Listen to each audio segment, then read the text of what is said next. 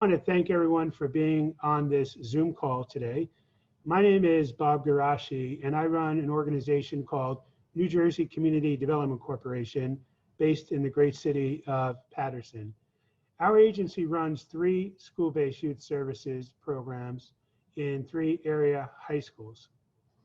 And we're all here for one reason this afternoon. We're here to save the nationally acclaimed school-based youth services program, as well as other school-linked services funded through the state's Department of Children and Families. Unfortunately, DCF has made the recommendation to end school-based.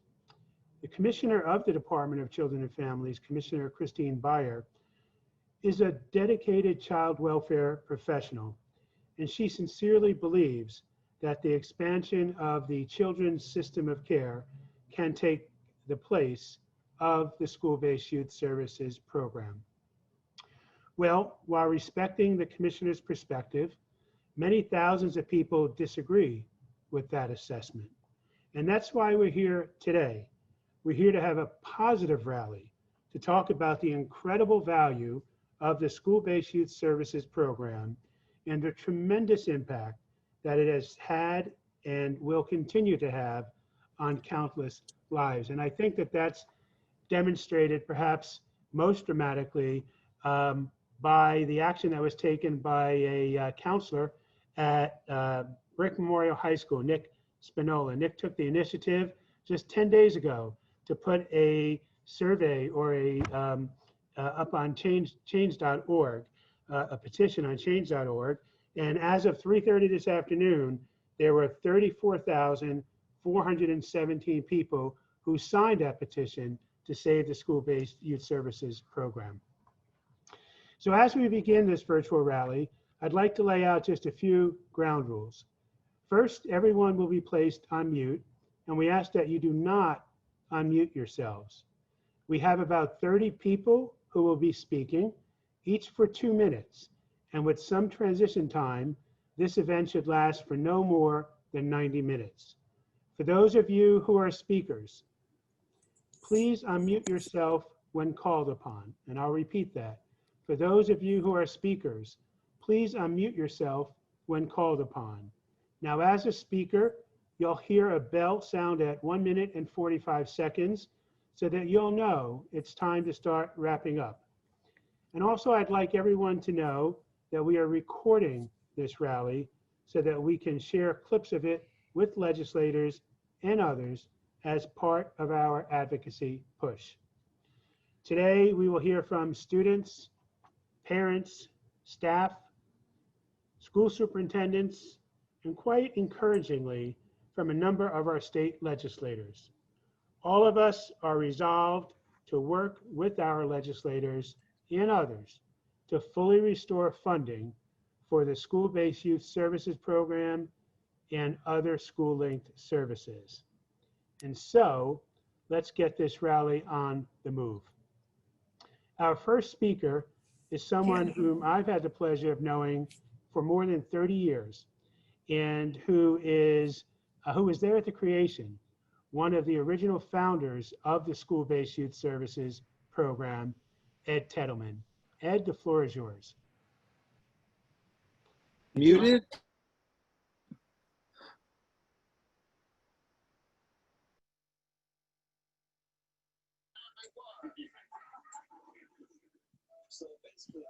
Okay, here we go. Good afternoon, everybody. Hi, I'm Ed Tettleman. I'm the former Assistant Commissioner of the Department of Human Services. I was a public interest attorney when I first proposed this program to Drew Altman, and with Drew's support and encouragement, we put together the School-Based Youth Services program. This is a prevention program. In 1986, we realized that services that were supposed to reach students did not do so effectively. They were all away from students. They were in different silos with different eligibility requirements, and teens and families were not using them. So we created a comprehensive program that had core services but allowed local people to utilize the service, add different services as well. we realized that the place to reach the greatest number of teens was in schools. We realized, and we wanted to create a school and community provider partnership. And so we wanted to bring the services into schools so they were accessible to the students. We asked for input from the other departments, from the teachers union, from the school boards, administrators association, healthcare providers, business and industry association, and many others. Most importantly, we asked the students what they wanted to see in this program. The school-based program began in 1987 and was an incredible success. It reduced dropouts, lowered teen pregnancy rates, helped students achieve and gave self-confidence. It addressed health and mental health issues. It got them jobs and helped them succeed in life when others had written them off. It saved lives, and it continues to do so. In 1991, the program won the prestigious Innovations Award, a first for the state of New Jersey. It also paid for itself. The less use of the deep end programs, improved educational outcomes, and a reduction in teen pregnancies. Indeed, there's a 29% reduction in Camden, and that figure alone paid for the program. The program was started by Governor Kane and was expanded by every governor, Republican and Democrat. I don't know about Governor Christie, but he kept it in the budget, and it went from 29 sites to 90 sites. It is in urban, suburban, and rural areas. It became the national template for school and community programs. States like Kentucky, Iowa, and others established school-based program. So why now? What are we seeing now? I actually had a conversation with the commissioner of DCF, and she told me that times have changed in 30 years. She said it wasn't needed. Well, I respectfully disagree. She's wrong. Things haven't gotten better, they've gotten worse. And in the COVID era, the school-based program is even more needed. She told me that the Children's System of Care and some other DOE, Department of Education programs are sufficient. Well, respectfully, Commissioner, I think you're misinformed. We are stepping backwards, not forwards. We should be increasing the number of school-based programs. The school-based program is an accessible community school partnership. It reaches students and families where they're located. It is not a deep end program, but it connects with deep end programs. This is a serious difference between what the commissioner believes and what I believe, and many others believe. It reaches students, it reaches teenagers, it reaches families. I will say, I am still shocked by the cut. This is something I would expect of the present federal administration, not our progressive, common sense, beloved New Jersey.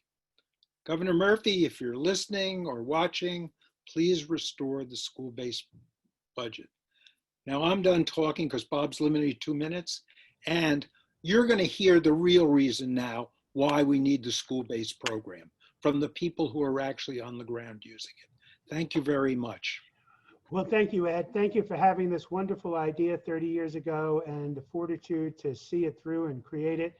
And we're so happy that you're here today to help us make sure that it lives on for many, many more decades to come.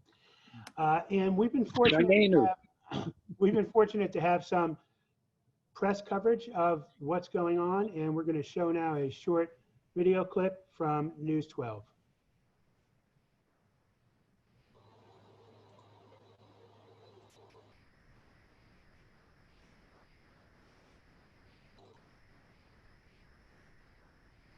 Thank you. Turning now to a developing story out of Trenton. A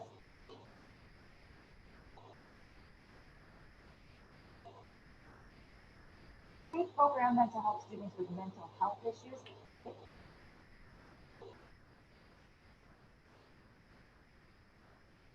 The acts in the governor's proposed budget that advocate for. Okay, I'm going to make it audible here. And I think we may be having a bandwidth issue. So let's take down this clip and we'll see if we could get it going maybe a little bit later. I'd now like to ask to speak two students who just the other day took the initiative to have a small rally, small but very impactful rally at the New Jersey State House. So I'd like to call on Charlene Richards and Casey Fortson. Are you with us? Yes. Yes. Floor is yours.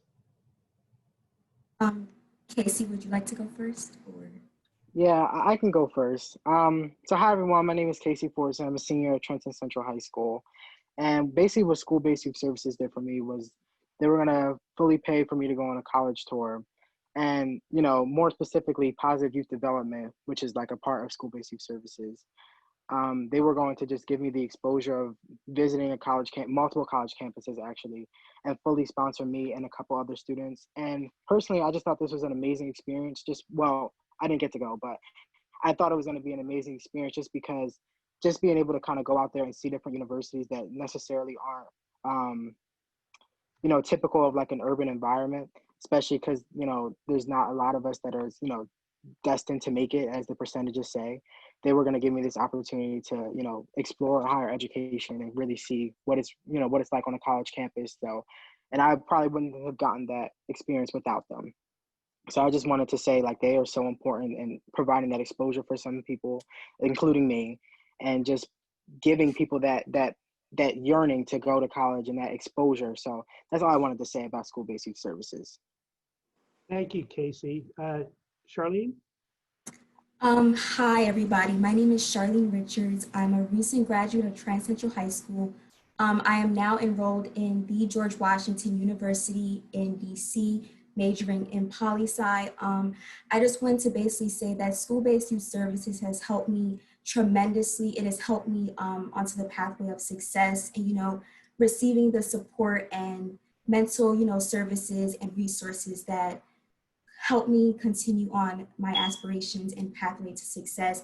Without school-based youth services and the counselors who, you know, welcomed us with open arms, I honestly don't know where I would be today. So it's honestly heartbreaking to hear that, you know, Governor Murphy has proposed budget cuts to a program that is so beneficial to us students. And I honestly hope that we all take the initiative here to put pressure on our legislators and our committee people to restore the funding and ensure that these programs and services are still within our schools, because I know that it has helped me tremendously. And I know many other students who are like, will need these services, especially with, you know, COVID-19. So basically Casey and I took the initiative to host a rally in front of the New Jersey State House, basically advocating for this program to be restored. And it's honestly up to us to fight and continue to get these services within our school. Well, thank you, Charlene. Thank you for your advocacy. I'm so happy that you're going to GW, not only because it's going to put you in the seat of our nation's power, where an advocate like you can make a difference, but also because it's my alma mater. So congratulations to you. I would now, first of all, I want to note that we're up to almost 600 participants, which is just extraordinary. And I want to introduce an alum of the School-Based Youth Services Program at Clifton High School here in Passaic County, Melissa Pujos. Melissa, are you with us? Yes, I'm here. Floor is yours. Hi, good afternoon. My name is Melissa Pujos. I am a Peters University College grad, Fordham University Master's Program candidate, and future lawyer. I am also a graduate of Clifton High School, class of 2014. All of these titles I just named, I don't know if they would ever have been possible if not for the school-based youth services program. High school was a challenging time for me. Although I had some friends, I spent most of my time with a boyfriend. I got lost. I struggled emotionally, academically, and I didn't know where to turn for help. I didn't want to tell my parents. I had no idea how to even begin to make changes. I was scared, angry, and failing. A friend of me told me about the teen center inside of the high school, When I first entered the school teen center, I immediately felt a sense of relief. I met Trish Kramer. She was the director of the teen center. Trish and I developed a relationship. I saw her for weekly counseling sessions. She always said I could do anything I put my mind to. She encouraged me to push myself and reach for goals I never thought I could achieve. I finally felt like I had support and someone who I can talk to. At the age of 17, my junior year of high school, I became a teen mom and gave birth to twin girls. One would think this would be it. I would drop out and not finish school. This was not the case. I'm meant to graduate from high school no matter what. This was because Trish and the staff of the Teen Center encouraged me to rise above these challenges. They were there for me and they helped me navigate homeschooling while pregnant. The Teen Center helped me get through necessary resources and childcare for my twins. This was huge for me. This was a big relief, and I felt like I could never get so high. Trish and I continued working together my senior year, and she put me in touch with the admissions officer at St. Peter's University. Trish helped me with the application process, got me an interview at the admissions counselor. I was accepted to college, and I was the first one in my family. But the school-based youth services program helped me. The next 4 years were challenging. I found myself working, going to school full-time, and being a mother of the wonderful girls that I have. But I didn't give up. I graduated from St. Peter's University with a degree in criminal justice and business and law. Melissa, I want to thank you for your very compelling story. We are so proud of you. The testimony that you gave of how the school-based youth services program helped to pull you out of a tough place and has allowed you to go on to college and soon to graduate school is what this program is all about. So thank you very, very much for being with us today. And now I'd like to turn my attention to asking someone who really is in a position to make a meaningful difference in the fight that we are putting forward. And she is the Deputy Speaker of the New Jersey State Assembly, Assemblywoman Myla Jacey. Assemblywoman, the floor is yours. We have to just ask you to unmute yourself.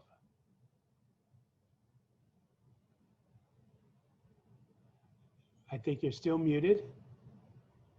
Are we able to unmute the Assemblywoman, or does she need to do that on her own? I just sent an invitation to unmute. Okay. So if you don't see it in the next couple seconds, there we go. There we go. All right.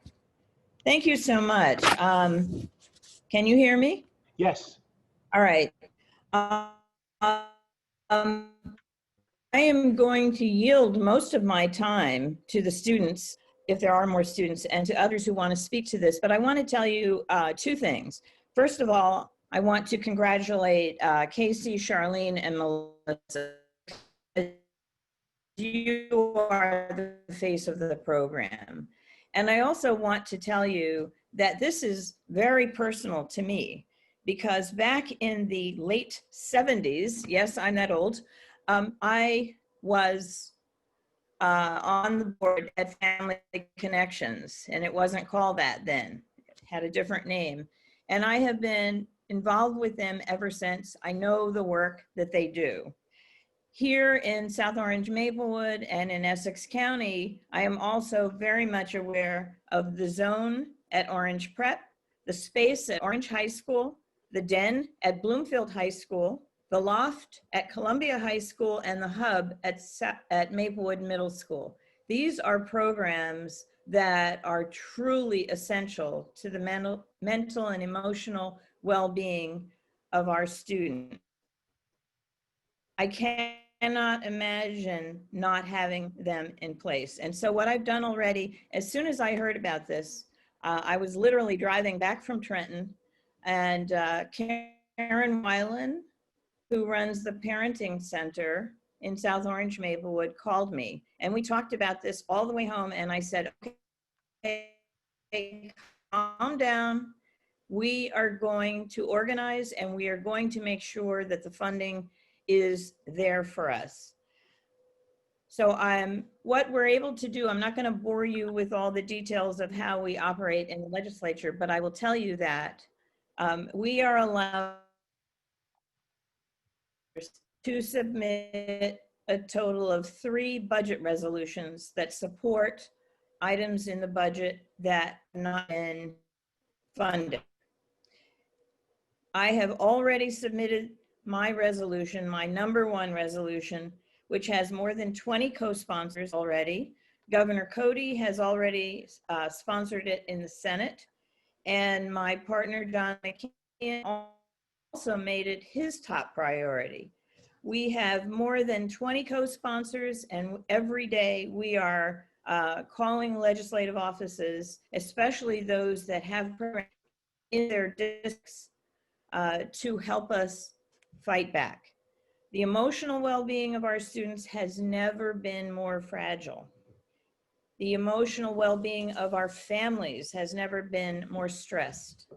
These are unprecedented times, and the school-based youth services programs protect them and provide a safety net for all of those who are at risk. If anything, we need to increase the number of programs and make it more available to more students and families. We've also reached out to the governor's office and made it very clear this is an absolutely top priority, not just for me, but for all the people that I've mentioned before, and as the chair of higher education and the vice chair of education, those 2 committees, I live and breathe this every day. This is an absolutely essential service that needs to be expanded, not eliminated. Thank you so much for organizing this today, and I look forward to hearing the testimony of the other speakers. Well, thank you, Assemblywoman JC. I just couldn't be more heartened by what you've been able to offer us this afternoon. And with a champion like you, I really don't see how we can lose this fight, although we ought not be complacent. So thank you very much. No, thank you. I'd like to now introduce from the DEN School-Based Youth Services Program at Bloomfield High School, Nancy Lang. Nancy? Hi, everybody. I'm a clinician at the DEN at Bloomfield High School, and it's an honor and a privilege to be able to share this testimonial from one of our 10th grade student participants that receive services at the DEN. As someone with 2 parents who work, who's responsible for my brother during the day when they're gone, and who's an honor straight A student, the counseling system through the school is the best way I can personally get the help that I need because my parents are too busy most of the time. It's also completely unfair for other students who are struggling with their mental health and are in similar situations like me, or potentially even worse ones, and might not have an outlet. The school wants students to focus on their education and get better in academics, but it's impossible to focus and study at all if you're going through things and don't know how to cope. Counselors at the DEN, specifically Miss Nancy, have taught me healthier coping skills for my anxiety and depression, which are both things that I've been struggling with my entire freshman year.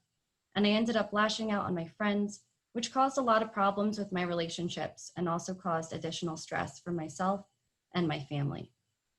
The DEN itself is a safe haven for students who have unsafe conditions at home, and it's completely unfair to strip that away from them. Personally, for me, it's hard to talk to my family about certain things, and counseling has actually taught me to trust my parents more and communicate with them. I wasn't able to spend that much time in the DEN in person, but I know that hearing from some of my own friends that it's such a great place for students to go, whether they need someone to talk to or just hang out somewhere without being judged for whatever reason. The future of not just New Jersey, but America relies on its youth, and it should be the school's main concern that the students they are teaching are human and have real lives. Some may not have the best lives, and because of that, could be struggling with their mental health, especially if you add the fact that they have to worry about things like homework. The Den has also helped students find jobs and even helped them in their decisions with college. During a time like this, where students are stuck at home, a lot are struggling mentally and might not have anyone to talk to. Getting rid of the Den will only hurt these students even more, and for some, you might be taking away their only safe place. I just want to thank everyone on this call and thank the legislators for taking these statements into consideration. Thank you. Well, thank you, Nancy, for offering that beautiful testimony on behalf of one of your students. And, you know, I want to say that an important partner in school-based youth service programs is the school districts, or are the school districts that host them. And I couldn't be more pleased that we have a couple of school superintendents with us on today's rally, and the first of whom is the superintendent of Hunterdon Central Regional School District, Jeffrey Moore. Jeff? Is Jeff with us? Yes, thank you. Thank you so much. Again, my name is Jeffrey Moore, and I'm the superintendent of the Hunterdon Central Regional High School District. I love our school, our community, and our kids, and it's that love that renders me duty-bound to call for the restoration of the school-based youth services program. We all know we've begun an uncertain school year, and everything that COVID has wrought for schools, including poor and shifting guidance, has only exacerbated wellness concerns that had already gathered into their own crisis before the pandemic ever landed. In that context, the decision to cut this safety net is just wrong. At Hunterdon Central, school-based is a full-time therapy program. Students and families have relied on this program for over 30 years. Beyond therapy, it evaluates students in crisis, it trains our staff, provides consultation with school leaders, and so much more. And unlike other programs, it happens right in our school. We embrace the mandate to reopen schools. Kids need to be with us in school, but how many restart plans rely on school-based to support our children as they return to the classroom? We must be clear about the scope of this problem. Thousands upon thousands of children across the state relying on mental health and so many other critical supports through school-based. At Hunterdon Central, our caseload is nearly 150 students in school-based. It may not be the largest program in the state, but it is one of the sharpest arrows in my quiver when it comes to facing student wellness concerns. And come September 30th, it will be all gone. School-based will not be there to support our students through one of the most challenging times that any of us has ever experienced. They are too vulnerable, our students, to weather this loss on top of everything else. I have always slept better knowing that school-based was on the job at Hunterdon Central, and I am already losing sleep over the program's elimination. It's time to restore funding for school-based, and it's time to do it now. Thank you all for your advocacy for these very important programs. From our students to our legislators, thank you so much. Thank you, Superintendent Jeffrey Moore. We really appreciate those very thoughtful words of support.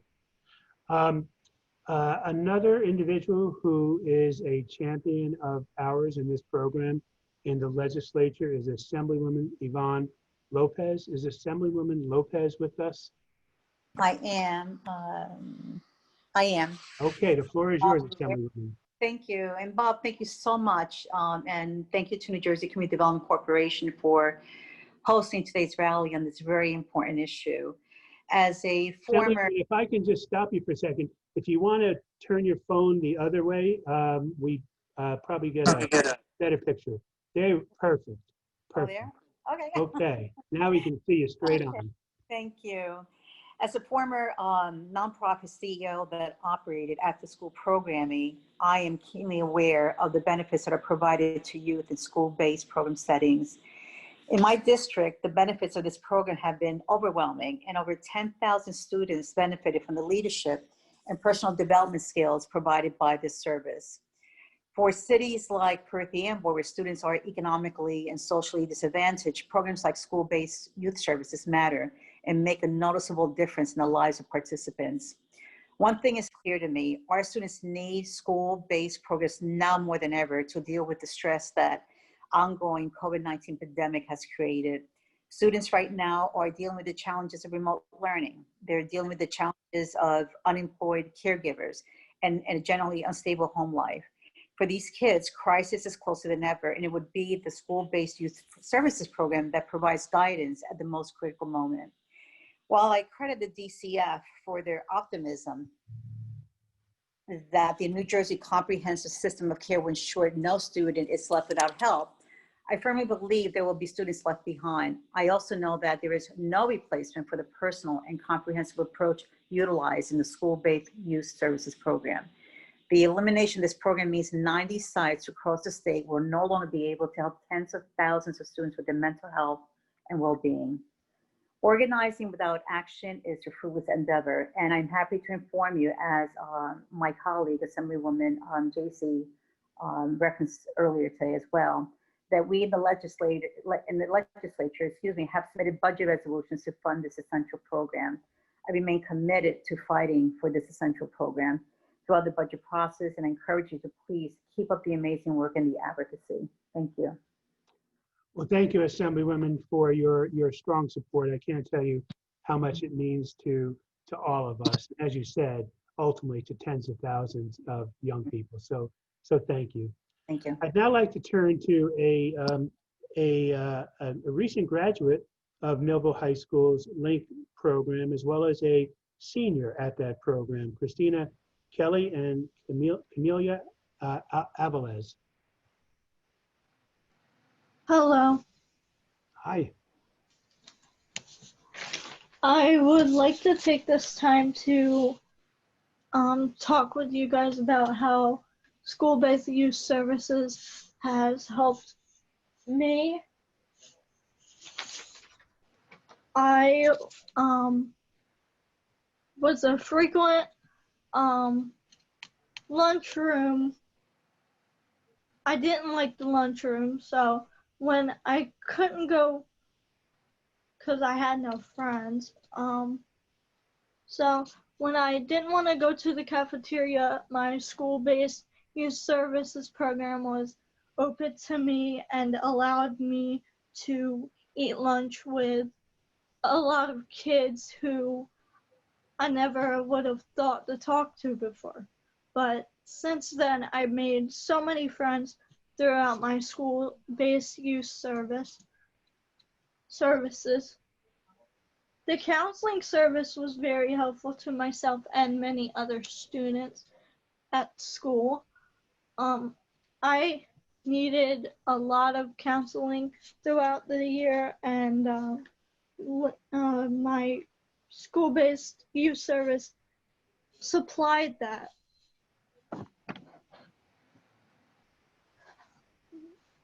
Also, the school nurse wasn't available full-time, so my school-based youth the program helped me out with all the medical needs and stuff that I needed when I couldn't get to the real school nurse. My speech was kind of butchered that I had on paper, but I'm going to go off that and say that school-based youth services have a lot that we need being students. I will say we need counseling and everything in our schools. We need an opposite place for lunch if students could not go to the regular cafeteria. So that is the most helpful thing that school-based youth services provide. And I would like to see school-based youth services go for many, many, many more years. Thank you for allowing me to speak. Oh, Christina, thank you. Thank you for sharing your very powerful story with us. You really are just a testimony to why this program is so important. So thank you for sharing that story with us. I don't think Camelia is with us, I'm told. But Millville High School has been well represented by you, Christina. And I'd next like to move on to someone who I know personally to be a champion, not only of this program, but of all programs that impact the health and well-being of New Jerseyans. And that's someone who I'm proud to call my senator, as someone who lives and works in the city of Paterson, and that is Senator Nellie Poe. Senator, are you with us?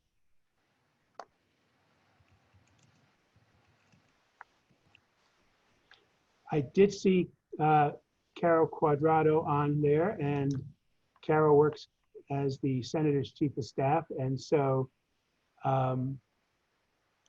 let's just give a minute here. Carol, I just sent you a request to unmute yourself, so let me know if you didn't get it. Okay, we're waiting for the unmuting.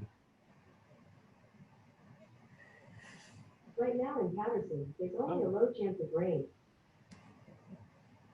I don't know if you heard that, but Google wanted to let me know that there's a low chance of rain. So there you go. Carol, hold on. Carol's calling me right now. So what we're going to do is we're going to go on to Lauren Bland. Is Lauren on, and can Lauren speak? Lauren is on, and I just asked her to unmute. Can you hear me? Yes. Okay, sorry. I just unmuted. Thank you for having this rally here today. I ask you to, I guess, just bear with me a little bit. I'm speaking today as the parent of a child who relies very heavily on school-based services. He's currently in the 7th grade at Veterans Memorial Middle School, and it's tough to talk about because we're going through this right now. You know, he's a child who relies very heavily on the services, and, you know, his kind of world has been rocked with the idea that his therapist may not be around after this month. So just bear with me. So I'm speaking today as the parent of a child, as well as a professional in the area of developmental behavioral pediatrics. Let me start with my experience as a parent. I asked Governor Murphy, do you know what it's like to be a parent of a child who struggles socially and academically, who comes home day after day, year after year from school complaining that there's nothing that he's good at and he hates school? He has teachers who are frustrated with him because he doesn't get his work done. He has no friends and doesn't know how to fit in. He tries to handle situations the right way, but when he does, it usually backfires and gets him nowhere. And then when he finally sticks up for himself and fights back, he gets in trouble for that too and ends up getting kicked out of school. For the most part, that's been my son's existence in the schools for the past several years. In middle school, though, that all changed. He was introduced to a therapist through the school-based program who he was able to talk to and who saw the difficulties he was having and who listened to him like no one had before. Miss Randy went to bat for him when almost everyone else in the world had turned their back on him. She made him believe that there was something good inside of himself and all the difficulties he had experienced in life did not define him. My son went to school last year because of Miss Randy and the school-based program. He agreed to go back to the school year because of the same program. At this point, since learning about the cuts to this program, it's a fight to get him to go to school. He wants no part of it, and he's losing out on somebody who advocated so strongly for him. School-based didn't just offer my son individual counseling, he was also able to take part in life skills group and peer groups. He was able to see that he was part of a bigger whole, and to me, that lesson is invaluable. I can tell you that we've had community-based services and in-home services through programs and agencies such as the Children's System of Care. These services have helped in their own ways, but nothing has matched the ease of accessibility that's come with the school-based program. If my son had a problem, he knew he just had to walk down the hallway and there would be someone to listen to him and to help him. Other programs cannot match that, and I'm speaking professionally in that regard. With the community-based program, there continue to exist many real barriers. Parents or guardians usually need to make the phone calls to start the referral process, and for a variety of reasons, this can be difficult. Sometimes kids don't want to talk to their parents about the issues that they're experiencing. As a professional in the community, I work in an underserved area, and I have a lot of families that don't have legal status. I've dealt with families, and although they want the best for their kids, they're afraid to make phone calls to invite people into their home for the fear they'll be identified and deported, and that's very real. In-home services are also time limited. I've experienced this myself with my son as his services were ended when his authorization period was up. Kids need time. Healing does not follow a simple timeline of 8 weeks, 3 months, or 6 months. Once my son's in-home services were cut, he had to wait for 6 months on a waiting list while he was still in need of treatment. Many children and families I work with wait even longer than that, depending on their insurance. At this time, I'm asking New Jersey legislators to please restore the funding to the school-based program. Adolescence is a hard enough period of time. And now in the midst of this pandemic, and undoubtedly one of the most stressful periods any of us have ever had to deal with, is not the time to be taking away services from our children. They've suffered enough these past 6 months, and we need to be there for them and to support them. Without school-based services, my son, as well as thousands of other kids in the state of New Jersey, are going to suffer, and that scares me. It scares me as a parent for him and as a professional for all the kids that I work with. My son's life is worth more than a line item on the budget. Thank you. Thank you, Lauren, for that really powerful testimony. And what you brought in particular to this conversation is someone who knows firsthand the difference between the school-based youth services program and the children's system of care. Both very valuable, but both very different. And that's the important point, I think, for everyone to understand. So I think I have a little bit of a workaround. I have Senator Nellie Poe on the my cell phone here. Senator, could you provide your remarks at this time? Yes, thank you. Can you hear me, Bob? I can hear you. Can everybody else? Yes, we're good. Okay, good. You know, unfortunately, and sadly, if I look at a certain, on the right side of my computer, I actually can see everyone, but I can't go on audio or the video because it looks as though we've been hacked on this particular program. So that's what my computer is saying, but it certainly doesn't stop me from being able to hang in there and be able to discuss it and share my thoughts with all of you. Thank you for the opportunity, Bob, for allowing me to speak, and I will be quick because I know we have a lot of speakers, but this is much too important for me. I want to also say that I join many of my colleagues who, some of whom have already spoken, and many others that are not on this virtual rally, but who certainly have already signed on to the budget resolution, as I have as well, in support of the school-based youth services program. I know firsthand the importance of the program. I know how well and how the impact and the difference that it's made in the lives of so many students, and the number of individuals that have come in contact with the school-based youth services program. My time goes back into almost 4 decades ago, when I was, well, I shouldn't say 4 decades ago, more like close to 2 or so, because I was very actively involved when the school-based youth services program started many, many years ago, back in the early times that then Commissioner Altman, and Ed Petalman was involved. So I have a sincere and deep appreciation for the work that it has done and provided throughout all these years, and the continued value of what this program will continue to provide to all the students that are involved. Certainly the program has evolved. It has changed throughout the years. It is vitally important now, more so than ever, during these very difficult and hard times that we are going through this pandemic situation. So in light of that, let me just say that you have my wholehearted support and for this resolution, and hopefully people listening to this will understand that there's a lot of folks out there in support of this program, and we will continue to advocate for just that. Thank you again. I hope you're able to hear me even though it's a little outside of the norm.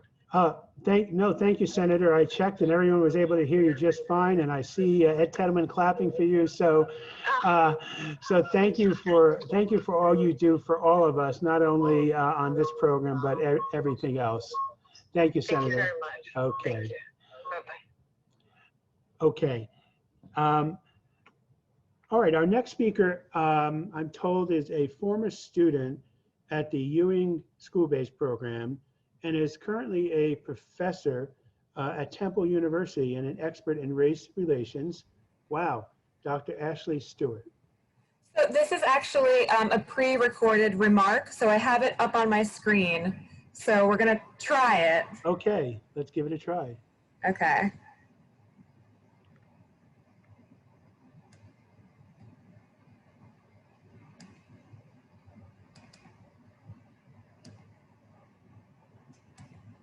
Hi, my name is Ashley Stewart, and I'm so grateful for the opportunity to come and share just for a few moments my experiences with school-based program. I am a graduate of Willingboro High School and a proud former member and leader within the Making Visions Possible MVP school-based program. It was during my time in high school that the MVP program started, and it was an outlet, a safe space, a support system for many, many of my peers.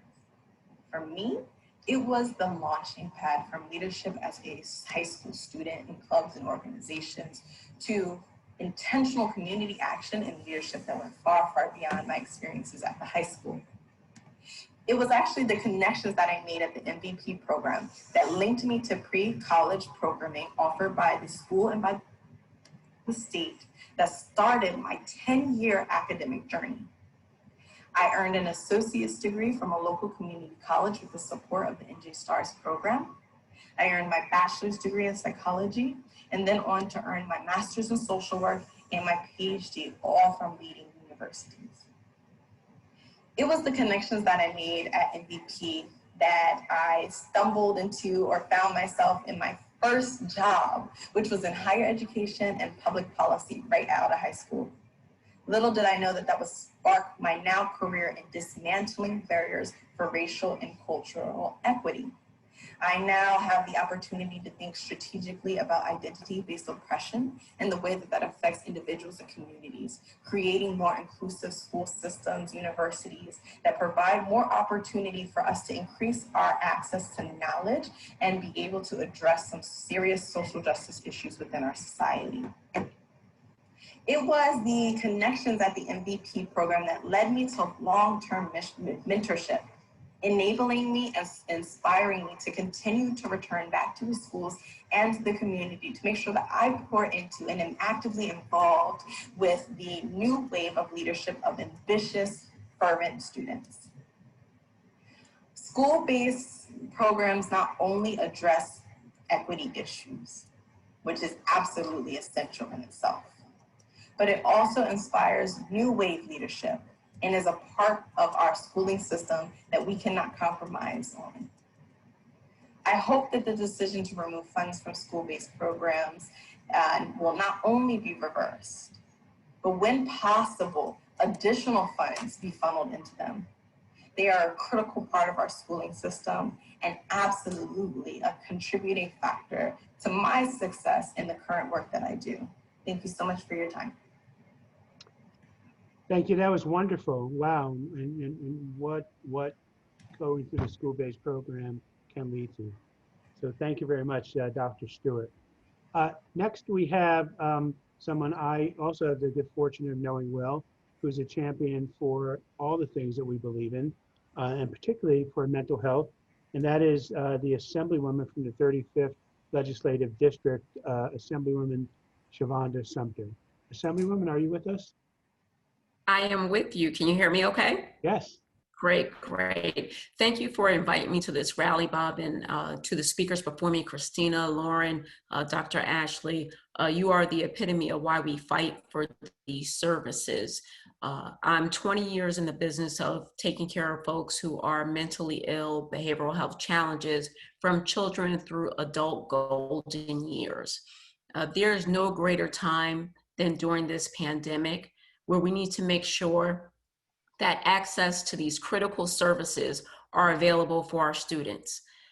Anxiety's up, depression's up, suicide rates are up.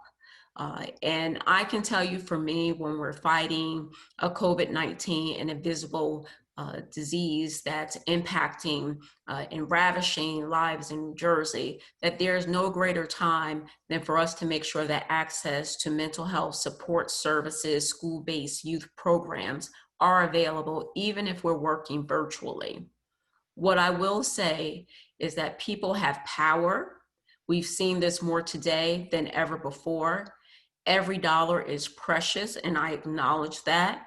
But the building pillars of wellness, mental health stability, and transformational impact on livelihoods and lives rest within these type of school-based programs. As we just heard, the impact of creating future leaders, clinicians, therapists who can be well-rounded citizens and support other generations stem out of these programs. Providing the comforts and protective factors and a trusted source for a student to share something that may be concerning to them is critical. That we have a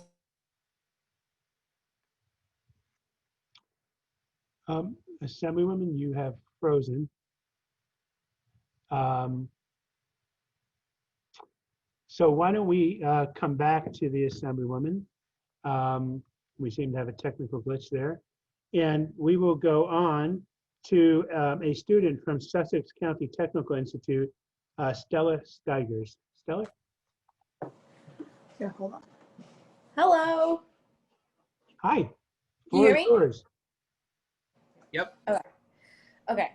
Hello, my name is Stella Steigers, and I am a resident of Sussex County. I am a senior at the Sussex County Technical School, and I am a participant of the School-Based Youth Services Program, also known as the Student Center. I have used the Student Center for almost 4 years for therapy and for extracurricular activities.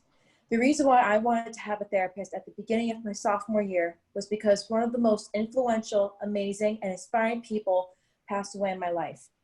My grandmother. She was my best friend and my other half. When I lost her right before school started, I felt that my Stella spunk and who I was gone. I didn't want to get up and go on knowing that I didn't have my grandmother with me. But when I remembered that there was therapy in the Student Center, I went straight to my therapist, whose name is Noelle, and she was the one who saved me.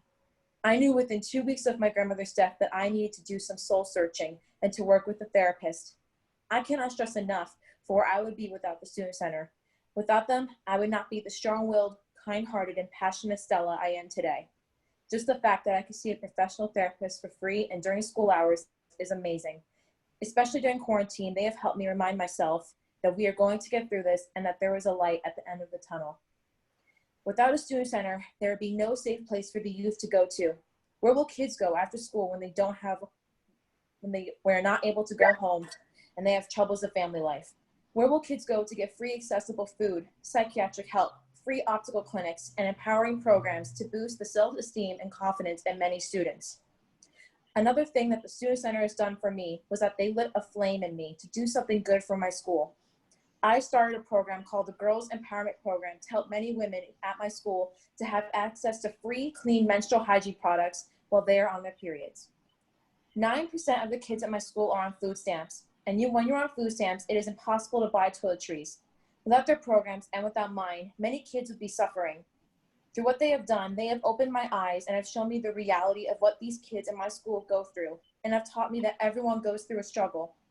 Overall, mental health is more than critical right now, that it is a time crunch to help as many students and families during these trying, crazy times. Getting rid of these programs will change the impact of many students, including myself. Overall though, many people think that physical health is everything, but mental health should be everything too. So at the end of the day, let's keep fighting to help our youth and these communities to save these programs and to keep them running for good. Again, my name is Stella Steigers, and I thank you for having me represent the Student Center at the Sussex County Technical School and my county. Thank you again. Thank you, Stella. That was beautiful. Thank you very much. And I think we have your mom now who's going to say a few words. Suzanne? Yes. Hi, yes. So good afternoon. I did not know what Stella was going to say, so I'm a little verklempt, but I just wanted to say myself, I am a resident of Sussex County since 1979, born in your beloved city of Paterson. And I just wanted to say how much a program like this would have meant to me and my peers, especially after there were concurrent suicides in my senior year of high school. The program, as we all know, was created in 1987 at Sussex Tech, and to this day is the only youth-based services program in Sussex County that is available. In 2009, I myself started a non-for-profit organization that helps and serves those in need with food insecurity, many of which the families are homeless in northern New Jersey. And I came to know many teens that used the Student Center at Tech as a resource on many levels while they were struggling with depression and anxiety due to their homelessness. As Stella mentioned, in 2016, my family suffered a great loss, not just the loss of my mother, but also one of my brothers. So I watched my extremely positive, upbeat, happy child crumble under the weight of sadness and depression. Struggling with my own grief, I didn't have all the answers on how to help my daughter. And that's where Noelle at the Student Center saved the day. My daughter's counselor stuck by her during the several years and helped her to regain her smile. She was able to maintain her 4.0 GPA and, like mentioned, created this wonderful program for other girls in need and is now looking forward to her senior year and college, where she would like to focus on special education. None of this would have been possible without this program. And as a parent, I am so deeply concerned that the youth-based program will not be available for other students, particularly during this time of COVID, where there's so much isolation and depression, increasing suicide and despair.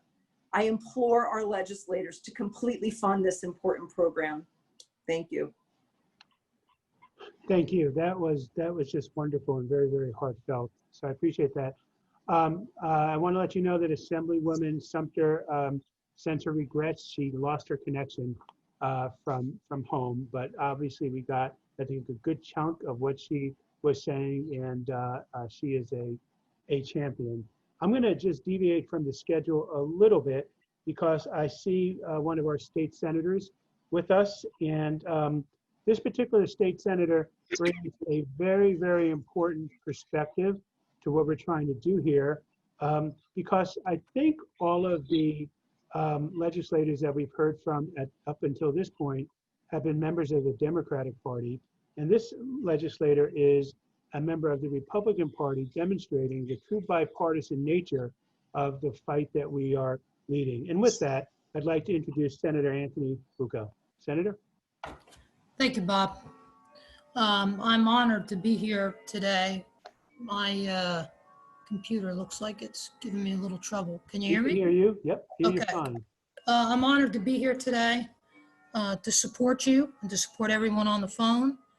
It does seem like you have a good cross-section of legislators. This is not a Republican or a Democrat issue. This is an issue about our students and our families. And I can tell you that the moment that I learned of the governor's proposed cuts to this program, I immediately issued a press release calling for them to be restored.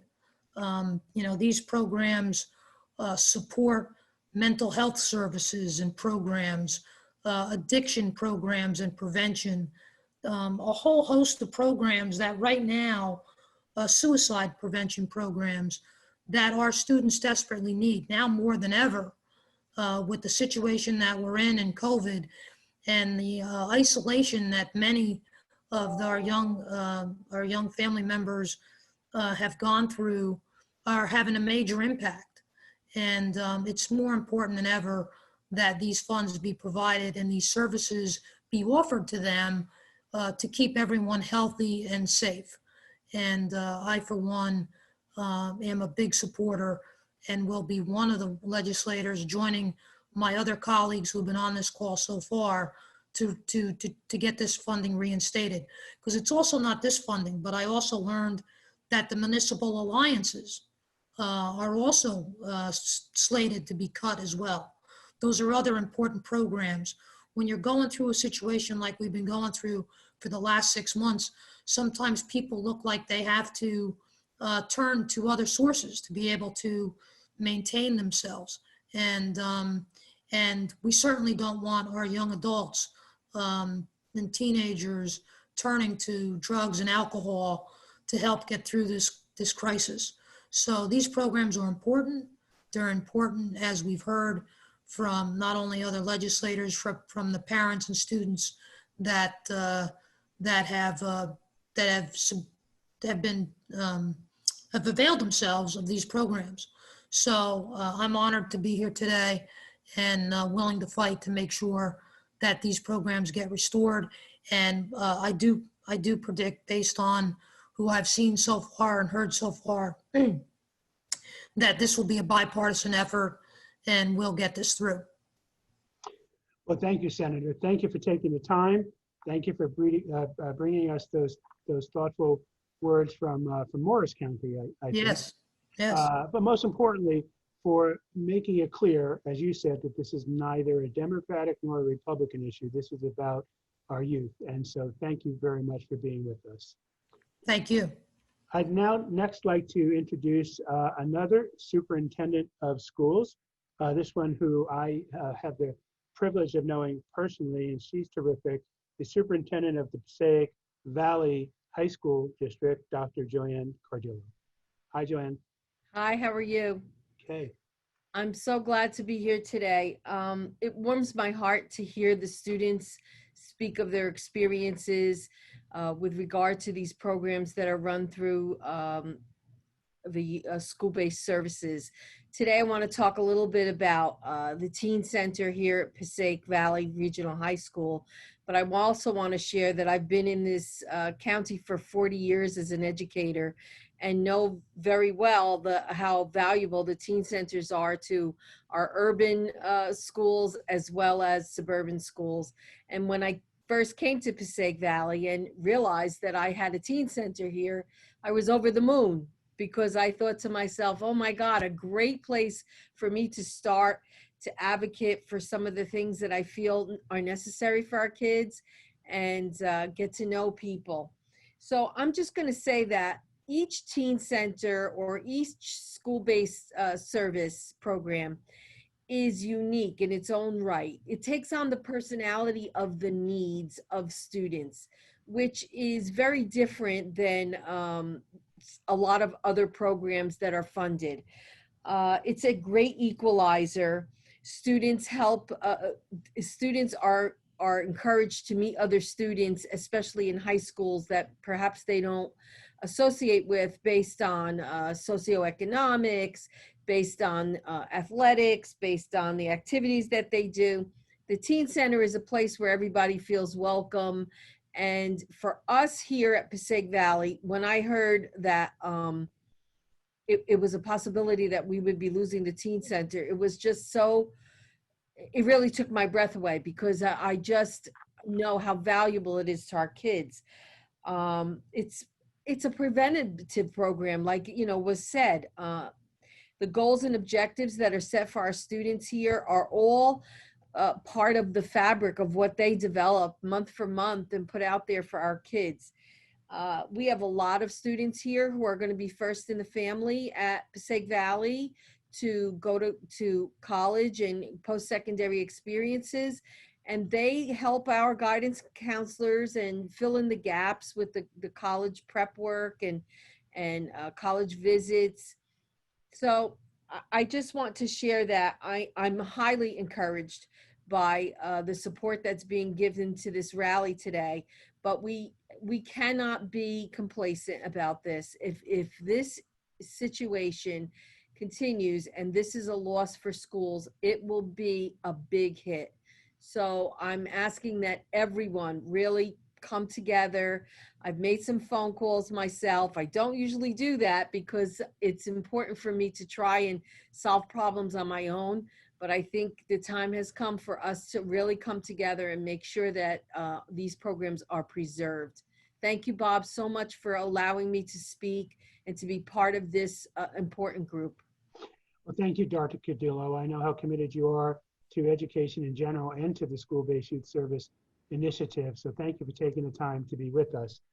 I'm going to skip a little bit, if I could, because I think I saw that Senator Gopal is with us, Senator Vin Gopal, Senator, are you with us at this point in time? Maria, okay. Yes, Senator, the floor is yours. Thank you. Thank you very much for the invitation. And I'll just be really brief. This is probably our most important budget focus right now because of the impact it's going to have on so many communities who really don't have other resources. I'll just speak a minute about Red Bank and the SOURCE program, which has been something that we've known here in Monmouth County for a long time, has helped those that have always needed a voice. And at a time when so many of our kids are struggling with mental health issues at alarming rates, this cut by the governor to our school-based program is really just unacceptable. I think it's been made clear by everybody on this call, the legislators, the stakeholders, both parties, the school leaders, as well as students, that this needs to be changed. And we're also talking about a small amount of money in a multi-billion-dollar budget. So, you know, I'm confident and hopeful that the legislature will put this back in and that the governor will leave it in. It was also, I think, in poor form to cut this with giving minimal notice to everybody. I understand the administration's argument that they want to create this for every district in the state and for every child to have these programs instead of the 90 right now, which is important, but that should be done over a several-year process, not done on 2 weeks' notice. We also have a significant undocumented population in Red Bank, and they don't have options if this program gets cut. They're not going to call, those families are not going to call other people. They're not going to call other organizations. So we have a lot of vulnerable children that rely on this incredibly. And outside of that, and not just, we have programs in Long Branch and Brick and Keensburg and a lot of other areas in Monmouth and Ocean counties, but the SOURCE and Red Bank, specifically their foundation, has raised over $40,000 to help families in need of rental assistance and other COVID-related services. They've done so much in the greater Red Bank community. And by cutting these programs, we're really going after the most vulnerable population in our state. So I look forward to continuing to join with everybody in the weeks ahead to make sure that the governor keeps this in the budget when we put it back in. Thank you so much. Well, thank you, Senator. Excuse me. We're certainly fortunate to have you and Senator Bucco and Senator Weinberg, who I think we're going to hear from in a little while, on the Senate side, fighting so hard for this very valuable program. So thank you for taking the time to be with us. We're now going to, sorry, excuse me. We're going to hear from Maria Hoffman, who is a alum of the high school, and she's got a friend with her. Maria?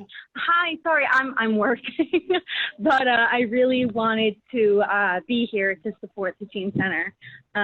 So my friend Kate here is going to help me read what I wrote for you guys. Okay. Okay, so hi, my name is Maria Hoffman. I am currently a Dean's List student at Montclair State University, and I am actually on my way to graduating early. But from 2015 to 2019, I attended Passaic Valley Regional High School. I can't tell you that I enjoyed all of those years, however. My first 2 years of high school, I was getting lower grades than acceptable. I couldn't find my group, and it led me to be really depressed.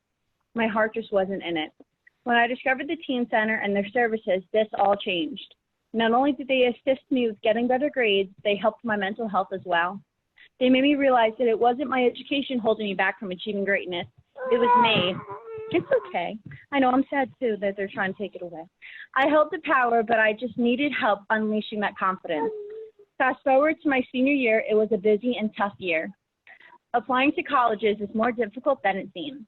I got little to no help from my guidance counselor with colleges, and she knew as much as I did. With the Teen Center, they helped me with everything I needed to know. Along with this, I received help from their therapy services, which helped me pull myself together. All in all, I don't think I would have graduated the successful student I did if it wasn't for the Teen Center. I feel that taking away this program would do an injustice to the generations in high schools today. Thank you. Well, thank you, Maria, and thank you to that little beauty, who I think endorses every word that you've uttered. So Thank you. And do I understand that we next have with you your mom, Judy Hoffman? Is that right? Yeah, and she's not with me, but she should be on the Zoom call. Okay, Judy, are you there? Judy, I just sent you a request to unmute yourself and also to start your video. Okay, start my video. Okay, I hope you all could see me. There you are, yes. Maria is my daughter. Yeah, I mean, she said basically how she felt about the teen center. Me as a mother, yeah, I mean, I could just say that the teen center made her who she is today. When she graduated 8th grade, she was, I mean, on cloud 9, and then going over to PV and being a freshman and being new to a new school, she couldn't find her niche. She wasn't into sports, so she wasn't, I mean, she didn't click with those people. A lot of her friends that she graduated with 8th grade started smoking and drinking, and she was never that type of person. She was alone, and she just couldn't find the people that understood her. And then, I mean, I did mention to her the teen center. I did go visit when they were showing us PV. I was drawn to it because I just thought how lucky kids are today to have a place that's like a home away from home. School is hard, and she was able to go there and talk to people that were on her level. And it benefited her in so many ways. They're all about family. And in today's world, parents are busy. I'm a single mom. I work a lot. I'm actually at work. I had customers. I was so afraid that you were going to call me when I had a customer. I'm all over the place. So it was great to have people that care a great deal about my child. When I'm not there, I felt a relief to know that she could go to them with any kind of problem that she has. And I think that's what kids need today. They need to have that soft place to fall when there's something going on in their lives. Yeah, I mean, I'm very close to my kids and I'm very hands-on. To me, this is needed for kids today. Yeah, I mean, I know a lot of people mentioned mental illness. I do have a daughter that has Asperger's, that's autistic. And I can't give Maria all the attention that I'd like to give her because I do have this younger daughter that does have a mental illness. And, I mean, it breaks my heart. So to know that she had somewhere else to go when I was busy or my hands were full, I can't thank them enough. I mean, I will always be for them because they made such a difference in our family. And I love them all. I could cry right now. They mean the world to me. And I'm sure other families feel the same way. So I definitely pray that they're not cut because I think kids would be affected by this greatly. And I would hate to see what happens. I really would. Well, thank you for letting me. Thank you, Judy, for those words and for that perspective as a parent. We appreciate you taking the time, and I hope you have many customers now. Thank you. So I'm just looking to potentially go a little bit out of order here. If we have Assemblywoman Annette Chaparro with us. Is the Assemblywoman with us at this time? Yes. Just Hi, Assemblywoman. Hi, can you hear me? Yes, the floor is yours. Okay, so, I don't even know where to begin. This whole thing was making me emotional. This is very personal to me. I am a product of not school-based program because I dropped out of high school in 1984. There was no school-based then.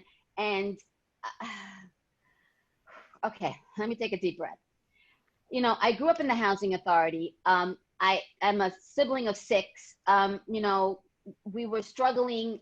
And if I tell you why I dropped out of high school, it's because I had no clothes to wear. I was embarrassed to talk about issues.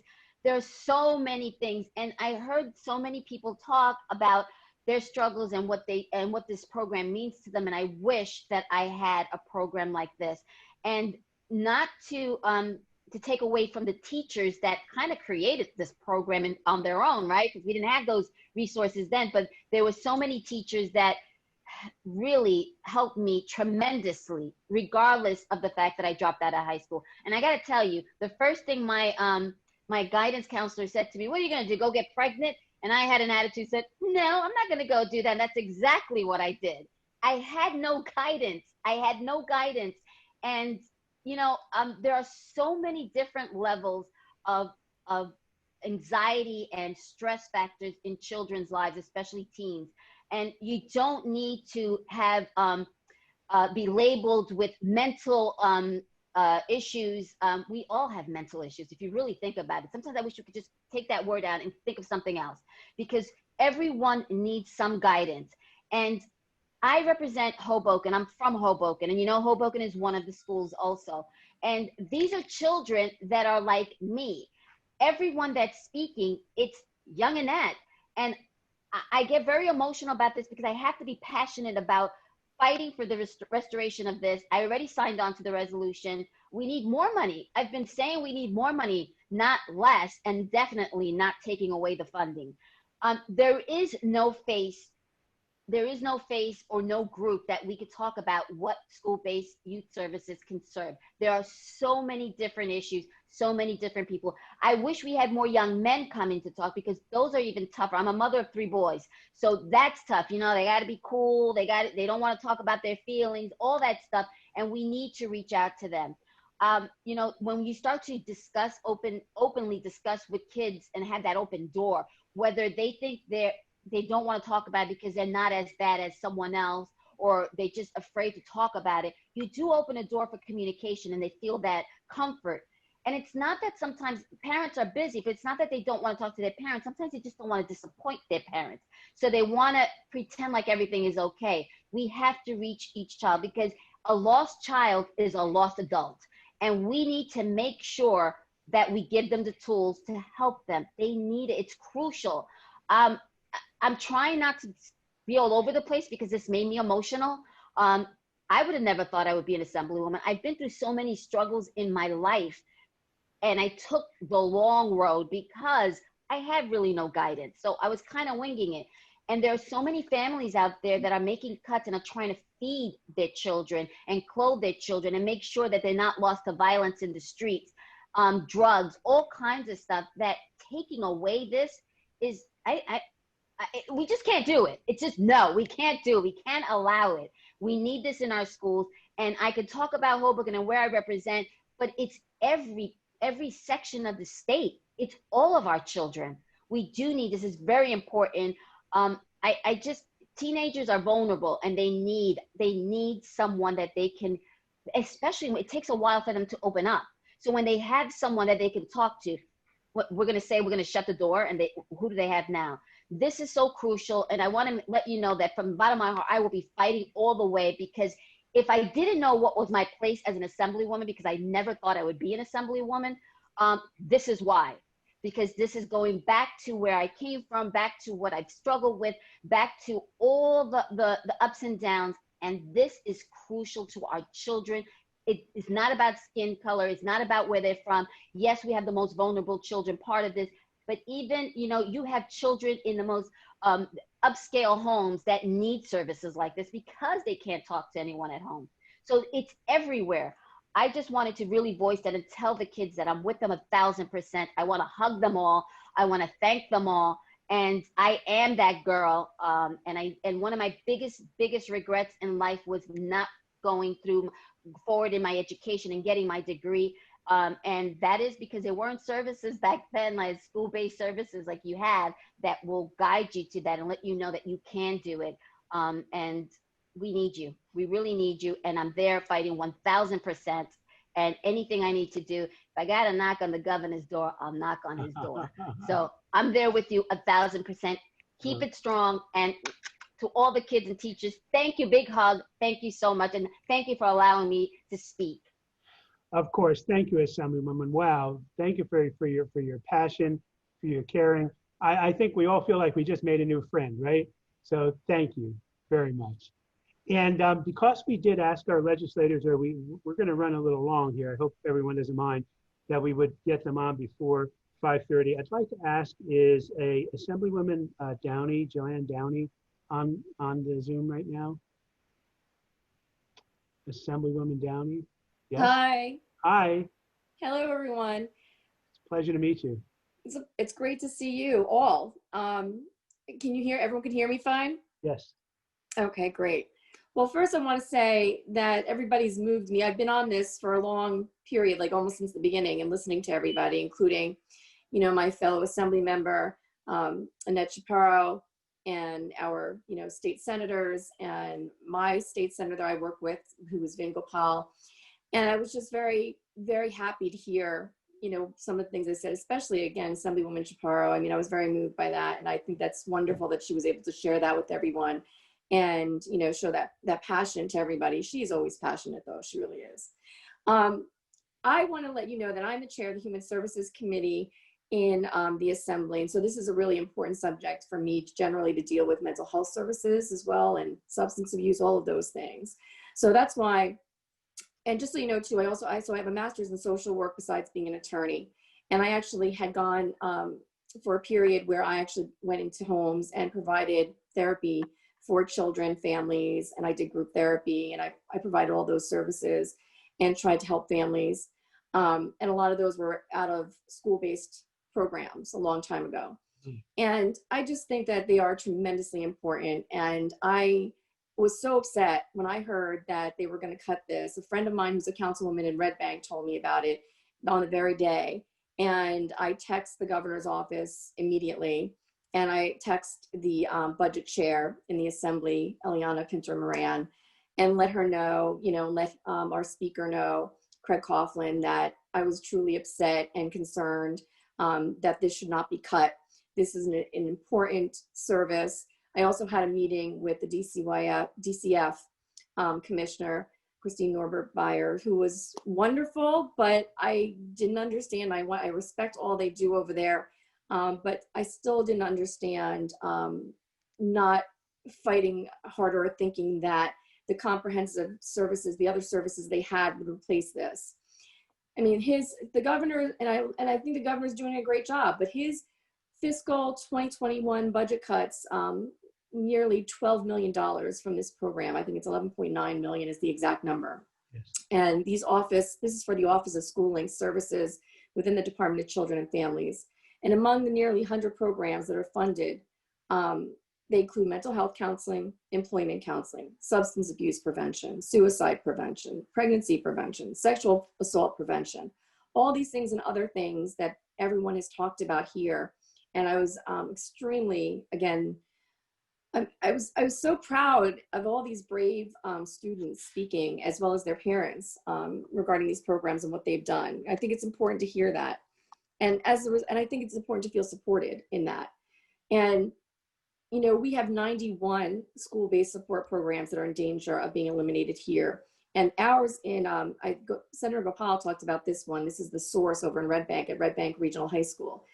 That program has helped so many people. I mean, they started their petition. We started a petition with them, and we've gotten at least 1,000 signatures. And I know that immediately too, I spoke to Assemblywoman Yvonne Lopez. She was like one of the first people also I spoke to after, it was all on the same day. And she was really upset about this whole thing. And we decided to work together towards, we spoke to the DCF commissioner together. We decided that we were going to make sure that our budget resolutions, that this was going to be the #1 thing on our budget as a budget resolution. And we were going to try to get as many legislators as possible to sign on using their one of 3 in the assembly that we've had, because we were only allowed 3 budget resolutions in the assembly. And this is my #1 budget resolution in the assembly, and very proud to make that my #1. I know that programs like The Source and all the other programs, the other 90 programs, are committed to supporting not only, you know, mental health, well-being, the educational success of all their students, but they've also been recognized as models by DCF in terms of like the high levels of support that they provide in services. And these services have been around, I think someone mentioned this before, since at least a lot of these in the programs were around since the 80s. And when youth are struggling so much, especially now with the pandemic and everything else that people are feeling in terms of isolation, suffering economic loss, suffering other loss, people dying in their own lives, people getting sick, just all kinds of things that you feel going into school, unsure, those uncertainties, the anxiety, all those stresses are now so much higher. And that would be the whole idea of cutting those services and thinking also that these students have somewhere else to go. Again, it's so short-sighted. And we're hoping with all of the power that we've been putting into this, all of these legislators who've been on here plus more, we really believe with all your help, with everybody out there explaining and making it very clear to the governor that this is one of those programs that cannot be cut. And yes, if they want to do something different to replace that later, they can do that, but they have to do that in a better way, in a way where they're not stopping services, they're not ceasing, you know, and stopping consistency with treatment that's helping so many people. And it's wrong to believe that basically, that again, they can be somehow replaced, because there's so many people who can't afford those services, people can't get to those other services. And I know as the chair of the Human Services Committee, that we're even trying to add incentives through bills to try to get more child psychiatrists, psychologists, and other mental health therapists, because there aren't a lot out there. And even when they are out there, they don't accept insurance. We know how difficult it is to get to those services. So again, I thank everyone who works in those services. Thank all the parents out there. I thank all the students out there. I thank you all for getting this rally together. I thank all my fellow legislators. We can do this. With all of us talking about this, they're going to hear us. So thank you again. It was such a pleasure to be here with you, and I'll continue to fight and support you. Thank you, Assemblywoman, very, very much for that personal perspective, as well as looking at it from a public policy perspective. So we appreciate what you've been able to offer. And not to get too technical here, but just to let you know, what I understand is that, yes, it's $11.9 million in state funds and $11.9 million in federal TANF funds that have to be restored.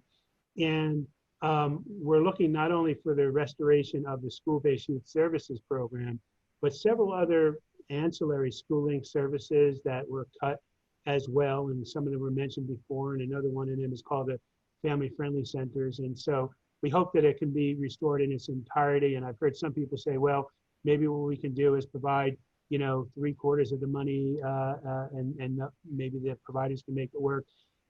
Things are so tight as it is that we hope that the restoration is a full one. So, well, I hope so. I hope so too, just so you know. And I think we put in for, I thought it was 22, was it 22 with the federal funding?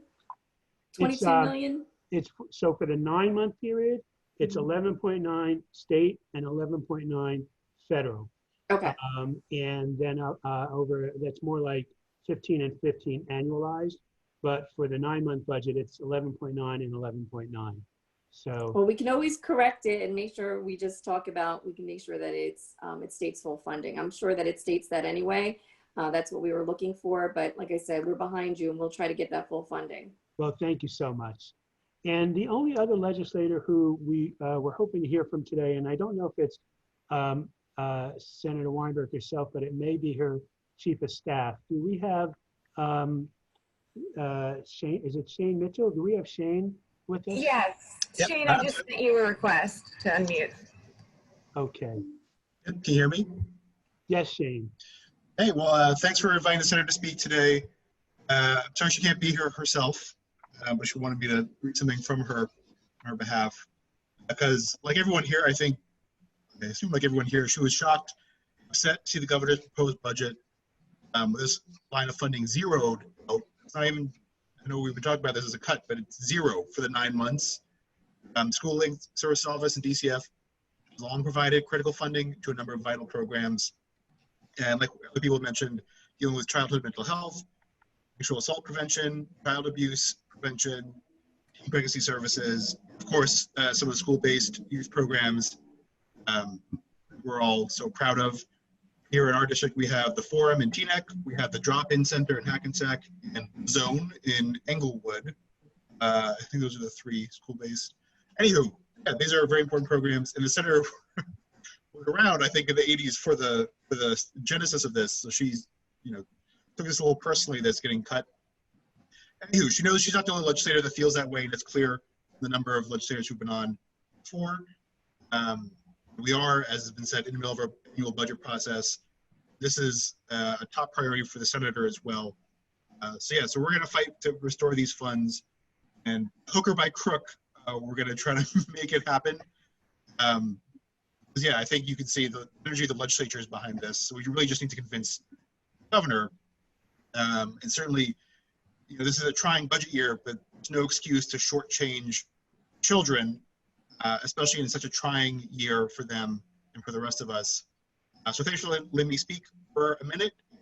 Mayor Weinberg is with you guys. So keep up the good work. Hopefully we'll get that funding restored promptly. Thanks. Thank you. Thank you, Shane. I've known the senator for more than 30 years. And if I needed to have somebody on my side in any legislative fight, it would be Senator Weinberg. And I should add, so many of the others that we've heard today, some of whom I'm only getting to know for the first time, and we really have some terrific champions. So thank you, and please thank the senator. Are there any other legislators or representatives of legislators that I may have inadvertently missed? Okay, if not, we are going a little bit over, and I'd like to let you know that there are about 8 more speakers, and if everybody can stick as best they can to the 2 minutes, we can have this done in about 15 minutes. And I'd like to have the others be able to let us know what's on their mind.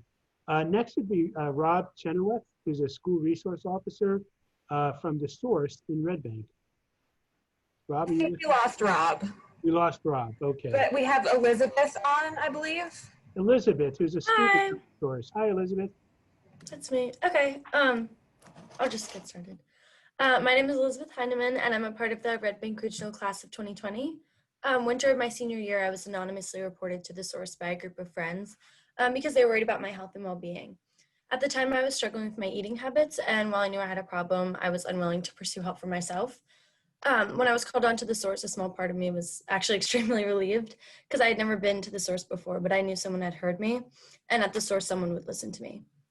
So when I first started seeing Becky on Wednesdays, I was on the verge of a very serious eating disorder. If you saw me from the outside, you would have never known what I was dealing with. And I'm not single or uncommon in that, I'm not an uncommon case in that aspect because I love my parents, but like many other teenagers, I didn't really feel comfortable with them enough to approach them about what I was going through.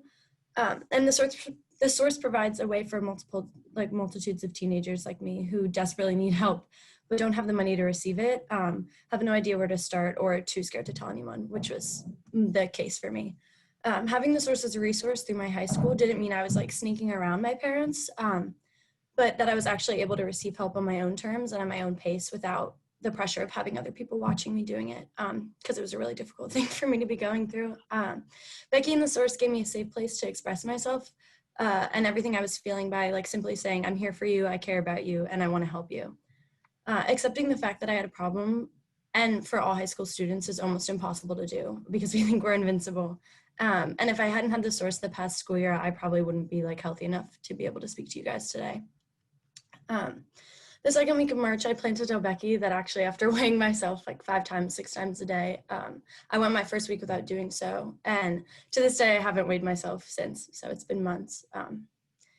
And yeah, the source saved me. The source has saved my classmates. And to those listening to me right now, resources like the source have saved your siblings, your daughters, your nieces, your nephews, your sons, without you even knowing. And to take it away would be taking away their lifeline too. The source is single-handedly the most vital resource that Red Bank Regional has to offer to its students. And cutting the funding from the source means you'd be taking away a chance at life support and the difference between someone coming to school for help or feeling like they have nowhere to go. Because for me, that's what it was. I didn't want to tell my parents. And I knew no one was listening to me, or no one could really see, but having the source in school basically saved my life. So save the source because it saved me, and it's probably has or will save someone you love too. So thank you, Elizabeth. That's so incredibly brave of you to share your story with us, and we're so happy for you and that you're doing well. And you are a testament to the power of the source and to the School-Based Youth Services Initiative in general. So thank you for being with us. No problem. Thank you for having me. Sure. Next, we have from the YES program, and Elizabeth, Daniela Deal, and Adri Beltre. Hi, I don't know where Audrey is actually, but my camera is not working currently, so I'm just gonna speak. That's okay. So I just wanted to quickly share my personal story with the YES program. Throughout my high school years, the YES program was essential for my mental health. In school, it was the only outlet that I had that I was truly able to express myself fully without any judgment, as it is for many other students. It allows students to have access to free therapy, somewhere to go to if they're going through depression, anxiety, and truthfully anything that they keep inside. It's the most positive outlet for high schoolers and even students in middle school. Regardless, it's very positive for all students around. And I feel as though the YES program are the only adults in the building that truly understand teen struggles, especially with mental health, and they help normalize it. It's vital for these students, and they don't deserve to have it taken away. Thank you. That was terrific. Thank you very much. Thank you. We have an alum from Cape May Tech's program, Ariel Norbeck. Ariel, are you with us? I'm here. Hi. Everyone. Everyone can hear me, yeah? Yes. Yep. Hi, I'm Ariel Norbeck. I'm a Cape May Tech grad. And I'm majoring right now. I'm in my senior year at Stockton University, majoring in language and culture studies with a concentration in K-12 Spanish. But I've directly benefited from the services that SBYS employs. When I first encountered SBYS, it was my freshman year out of high school, and I go to a county high school, so this was a very new experience. Lots of people from all over the county. So it's not even like your average, like you've grown up with all these kids to high school. So I didn't have a lot of friends. So I figured I would go sit with everyone in SBYS, and it felt more closed and safe. So that's where I went. At the time, I didn't need any counseling. I didn't need friends, and I formed connections with those friends and the staff that I saw every day at SBYS. And those same connections ended up later saving my life down the road. I was a foster child my whole life and a ward of the court in my junior and senior years of high school.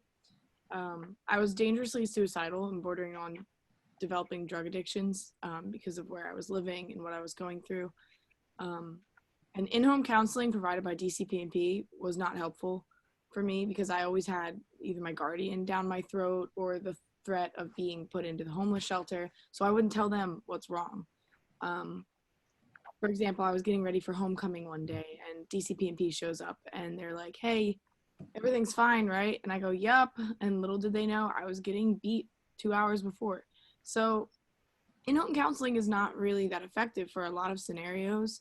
And even if they're not in foster care, you know, some people don't feel comfortable speaking with their parents right down their back like that. Or some parents won't even let people in the home. They don't believe in therapy. I had an ex-best friend who is now battling addiction because her parents didn't believe that therapy mattered. As well as they didn't have insurance to give her that therapy. And SBYS is free. Or the stress of having to re-explain my traumas was emotionally draining, so I would avoid talking to counselors through DCP&P. But at SBYS, I didn't have to worry about things like this because I already had formed those connections with Vicky and Laurie and Noelle and highly trained SBYS staff. I felt comfortable to speak with them about my suicidal thoughts, and they were able to help me on the spot, which is like paramount, because if I were to even today try and get into therapy with Ascenda or Cape Counseling, it could be a month before I even get intake. Some people don't have a month. They're already at that point where they need help. And the SBYS room and their staff, it was a calming and secure respite for me in a life of instability that comes with being a foster kid.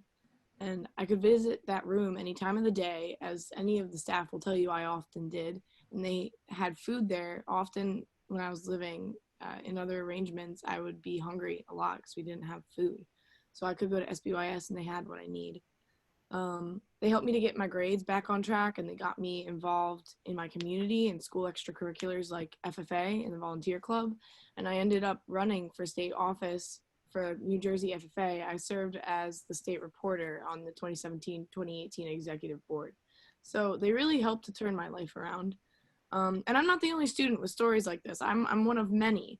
Students can't get their therapy if their parents aren't around or can't take them to, say, outpatient therapy, and some of them don't want inpatient.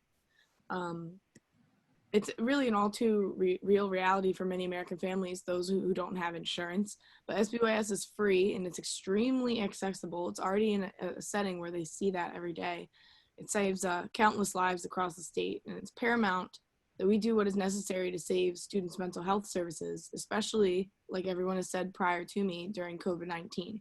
This is a generational trauma that's weighing heavily on everyone, especially our students' mental health. And quite frankly, in-home and outpatient therapy services just do not compare to the efficacy and availability of SBYS programs. And I really am imploring with all of the legislators, anyone listening today, to consider taking action and preserving this program for New Jersey students. Thanks. Thank you. Thank you, Ariel. You're incredibly articulate. If I represented your legislative district, I might be a little nervous now that you're old enough to run for office. So keep it up, and thank you. You said it. You said this program saves lives, and so thank you for sharing your personal perspective. We have 3 more speakers, but I did want to acknowledge, remember at the outset, I told you that the petition that was circulated by Nick Spinola had 34,417 signatures at 3:45. Well, since that time, it's added another 139. It's just a shade under 35 now, and I see Nick is with us. Nick, Nick, I know you're not scheduled, but will you just say hi so that we can thank you for circulating that petition? Hello. Yep. Hi, Can you Nick. hear me? Yep. Sorry to put you on the spot, but I just want everybody to see the person who put that petition up that's gotten just under 35,000 signatures. Thank you. Honestly, this is amazing, and being here with everybody and listening to everyone speak is truly inspirational. I know what school-based can do from the perspective of a student and also now a professional, and it is, it's my pleasure to be doing all I can to help everyone involved, students, counselors, teachers, parents, everybody. And I'll keep doing everything I can, and thank you all for what you're doing. Thank you, Nick. Thank you so much. Okay, next we have the assistant principal at Hackensack High School who used to work in the school-based program, Mark Johnson. Mark, are you with us? Yes, I am. Can you all hear me? Yes, Mark. Thank you. Since I was asked to speak, my position has changed. I was hired in school base in 1993, probably one of the first programs of our counterparts, the Zone and the Forum and TNEC in Inglewood. To this day, my outreach counselor position was the very best job I've ever had. As testimony to these young people on the call and also their parents, I can't even begin to quantify the amount of work that goes into school-based and the good works that they do in the community. Right now, I'm currently assistant principal at our middle school, and I was actually brought here as of July 1 to try to recreate a skeletal drop-in center. Unbeknownst to the drop-in center at our high school was going to be part of the loss.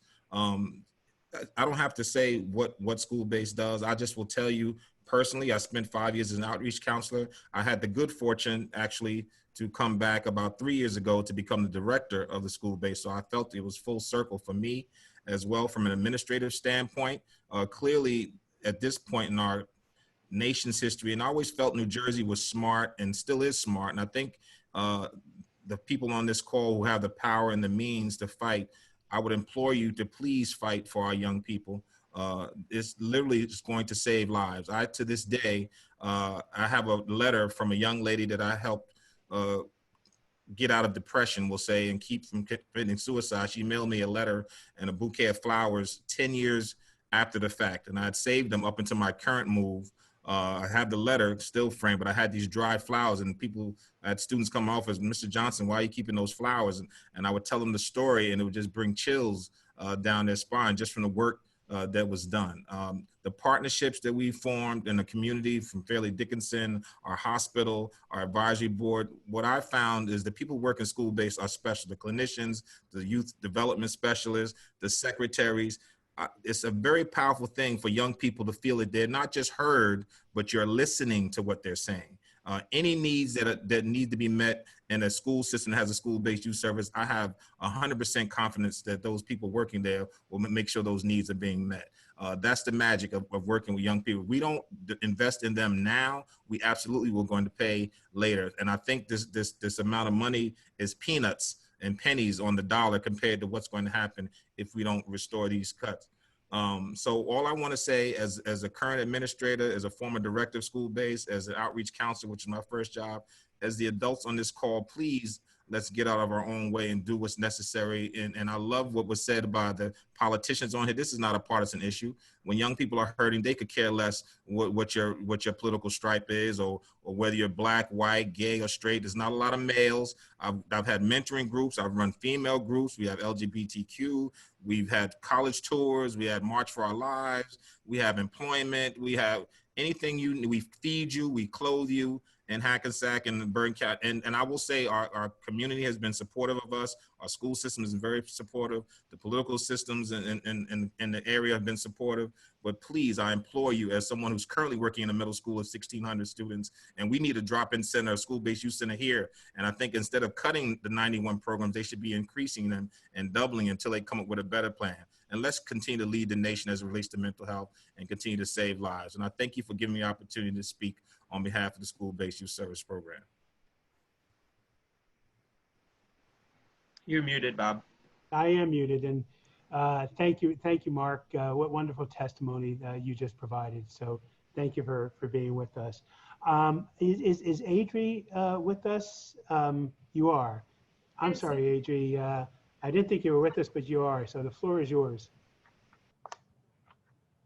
Thank you so much for having me. My name is Adri Beltre, and the YES program was my home, the safe place that I would go when things weren't right in general. Usually school was very stressful, my house a chaos, and all the time I was bitter. The YES program made me see a different perspective of life, the good side of everything, as they may say. I have grown to love them like a family because in my worst, they were there to help me stand up and keep fighting for myself. They helped me in every aspect possible. For instance, with college applications, it was overwhelming, but every step of the way, they helped me breathe. In school, I was able to stay afloat because their presence would lift me up. One step into their environment, and I automatically knew that I had to survive the stage of high school and everything in it. I believe that because of them, my mental health is stable. I am confident in every decision I make because they taught me how to make the best one that suits myself. Before graduating high school, I believed that I wasn't ready for the real world. However, after leaving them, my perspective changed. I just wanted to experience what was out there for me and this new life that I'll be making. They taught me courage, patience, perseverance, love, kindness, caring, humbleness, and many other things that school didn't teach me. They showed me how to deal with everyday life's problems without getting overwhelmed and giving up on myself. I was able to be myself around them, have a voice, and feel my emotions. They knew me like I didn't know myself, and with that, they made me see my worth and my capability, and therefore I have plenty to thank them for. Lastly, their smile was contagious. They made me see my surroundings with eyes of joy and love, and with them, everything was pure and fun. The love that I have for this strong program is indescribable. I feel happiness when even thinking about them. They accepted me and shaped me. They are my family, and I love them. Thank you. Did you hear her? They met me with eyes of joy and love. Isn't that beautiful? Thank you so much, Adri. I think we have two more. A student from Passaic Votech High School, Kalitza Ramash. Kalitza, are you with us? Yeah. Okay, it's all yours. My camera doesn't work either, so. Well, we can hear you. Okay, so I would like to start off by saying middle school me would not have had the courage to speak to you all today. And I was a shy 8th grader who would not speak without feeling nervous that I was being judged. Coming to the SBYSP Teen Center, I never felt that way. It's a special place where everyone at PCTI is welcome, and where we can come to be ourselves. In the 2 short school years I have been at the Teen Center, I have met my 2 best friends, felt comfortable enough to come out to my family, and even been able to be confident enough to speak up for myself. Before I came to Tech, there was never a place that I could go to at school that I felt safe.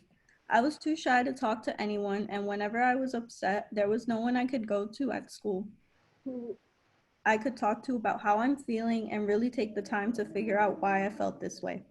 Whereas at Tech, I know I can come to talk to Miss Ellen or any of the staff at the Teen Center, and they will be there for me. I came to Teen Center not knowing anybody, and now I can say I have made bonds that I know will last a lifetime. Students discover who they really are here, and it's an environment that makes you feel loved and cared for, where you can learn things beyond the classroom, where you learn life skills you need for after high school and so much more. And most importantly, where you feel accepted, where you feel like everyone there from the staff to the students will always have your back. And I just don't think that should all go away.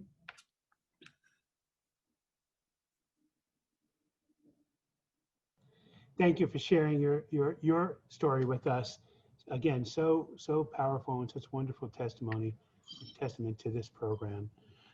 Last but not least, I only know him by Anthony from Orange High School. Is that right? Yes. Can everyone hear me? Yes. Okay.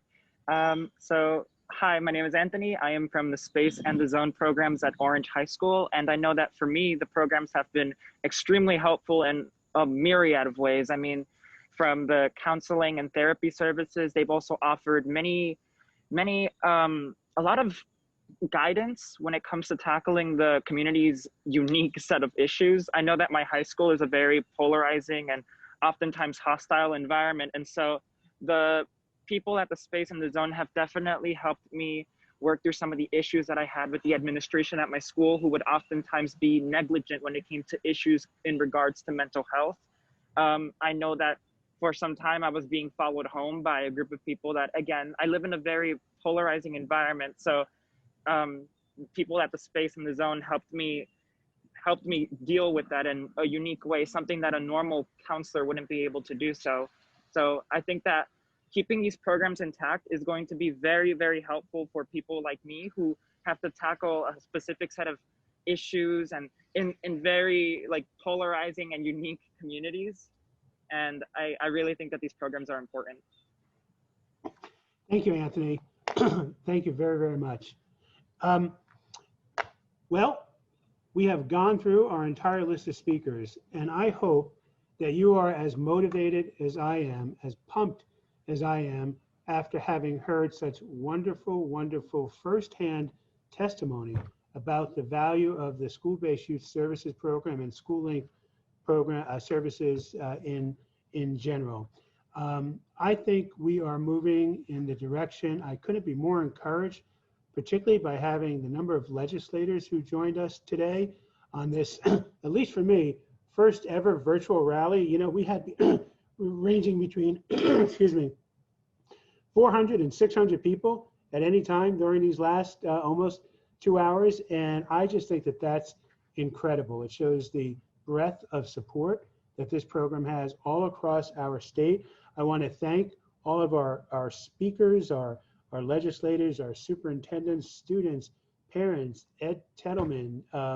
I want to thank the New Jersey Association of Mental Health and Addiction Agencies and Debbie Wentz and Mary Abrams, who have taken up this cause. I want to thank Jacques. I think Jacques on from Family Connections, who's become a great ally. And I want to thank my staff for helping me to kind of learn how to do a virtual rally and put this together. I hope that everyone thinks we did okay, and that we've imparted an important message today. You've heard it before. It may be a little bit stale, but I believe it best describes what this is all about, that old quote from Margaret Mead. And I think this is where we are today with respect to this issue. Never doubt that a small group of committed citizens can change the world. Indeed, it's the only thing that ever has. And with that, I'll leave you with that. and look forward to marching arm in arm as we sprint to the finish line to save the school-based youth services program and school link services in this budget that the legislature is considering. We'll be in touch. Thank you, everyone. Good night.